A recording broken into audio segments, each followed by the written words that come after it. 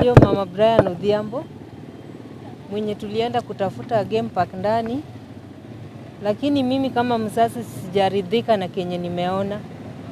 Hizo grave yenye nimeona ni kama zimetolewa mwili ndani, zimefichwa pahali. Si ati tumeenda huko bure, lakini najua itajulikana tu. Kenye wanaficha mbele ya Mwenyezi Mungu hawataficha. Mimi niko na huzuni mingi sana, sina raha hata kidogo, lakini najua mtoto wangu nitapata. Hata kama wamemtoa kwa ile shimo, wamemficha pahali pengine, atapatikana tu. Sijaridhika hata kidogo na kenye nimeona huko ndani.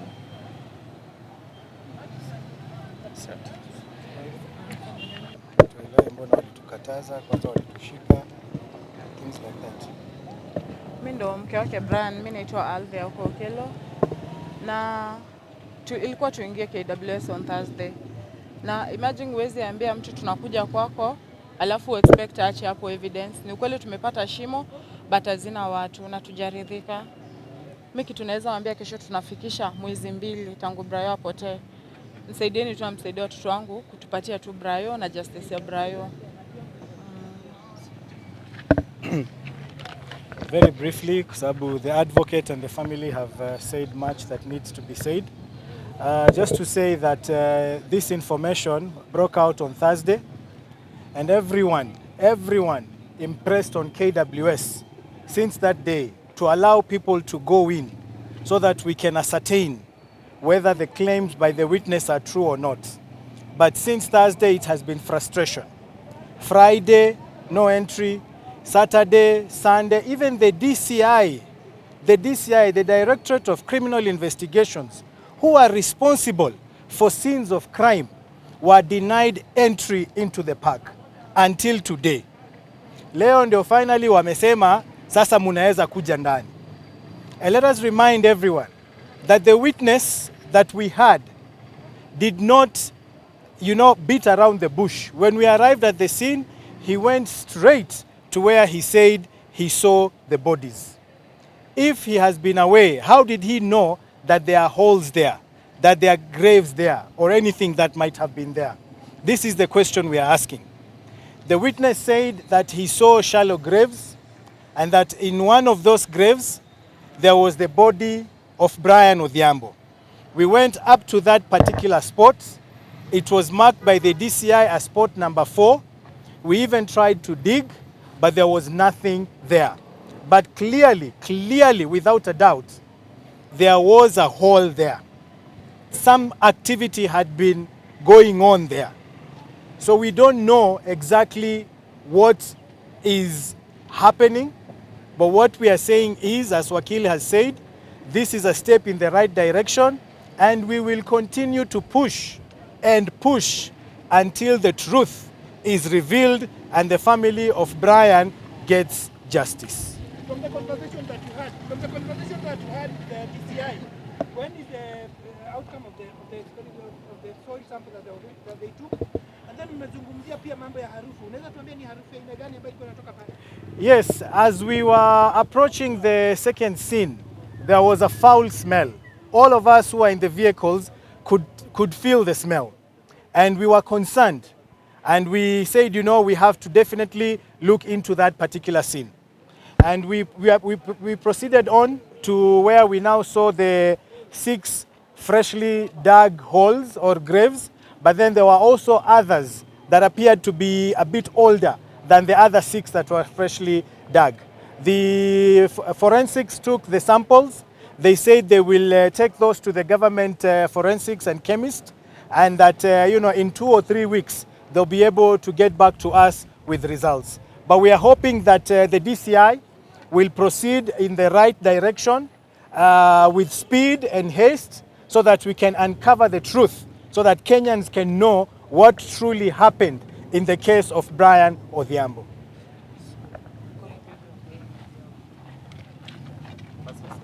Thank you. I don't think I have much, as the lawyer have said and the Karib have said here. On Thursday is when we attempted to go to the lake, but you have been told what happened. We stayed the whole day here. Then when we reached to the park, we were told we were not allowed to go in. So we have been waiting. And today we accompanied the witness who have been under protection. And he led us up to the lake.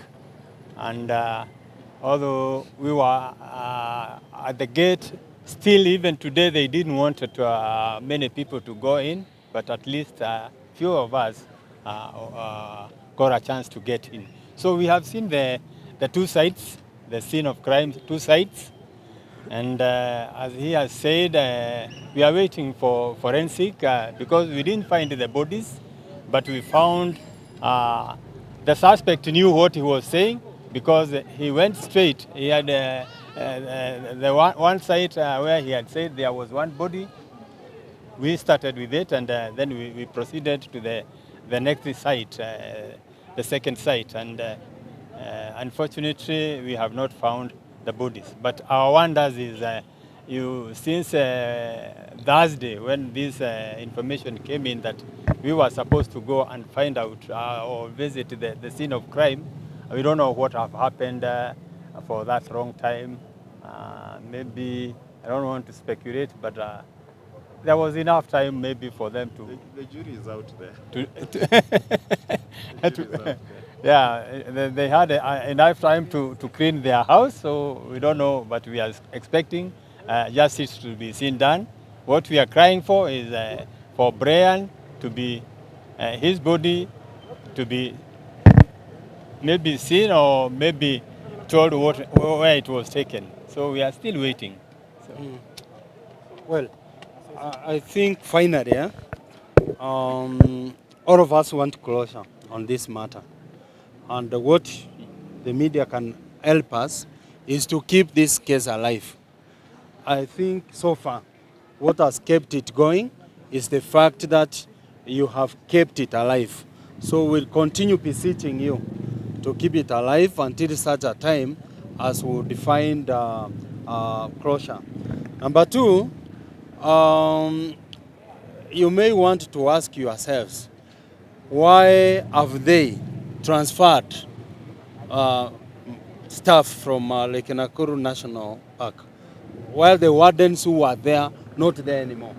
If that's not what cover-up is all about, would recall that during the first court process, when we petitioned habeas corpus, we had asked the court to ensure that the management of L.Nakuru National Park would produce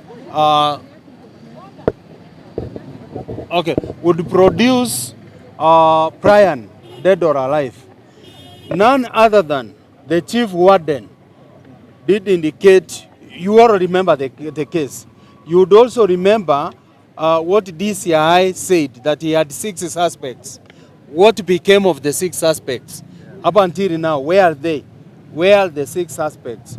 So we would expect the the Directorate of Criminal Investigations to come out to the open and tell us where the 6 suspects are. Are they among those that have been transferred? The chief warden who appeared in court, Mr. Oko, is on his way out. Why? Oyugi, sorry, Mr. Oyugi is on his way out. Why? Your guess is as good as mine. All this is to cover up. So in as much as they are doing this, if we remain united, all of us, including you in the media, by keeping this case alive, they are never going to run away from justice. So that's the commitment we have.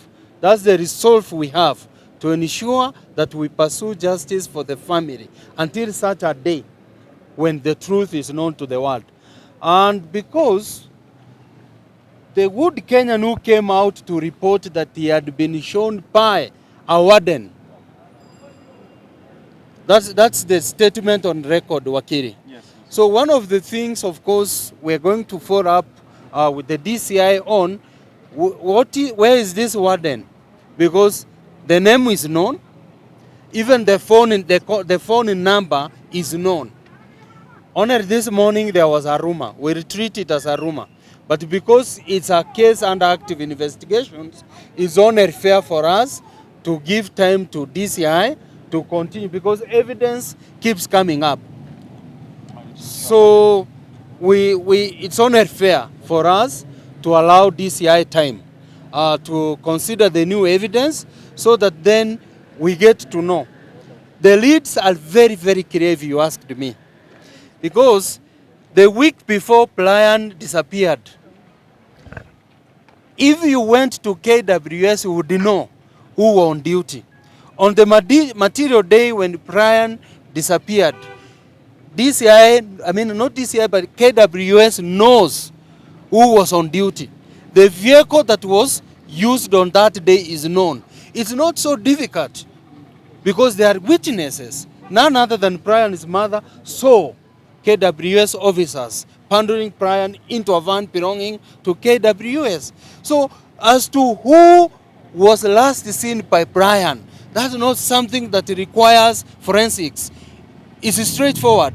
So I think the onus is on, the ball is in the court of DCI, quite honestly. And for us and the family, we wait on them to bring the truth out to the open.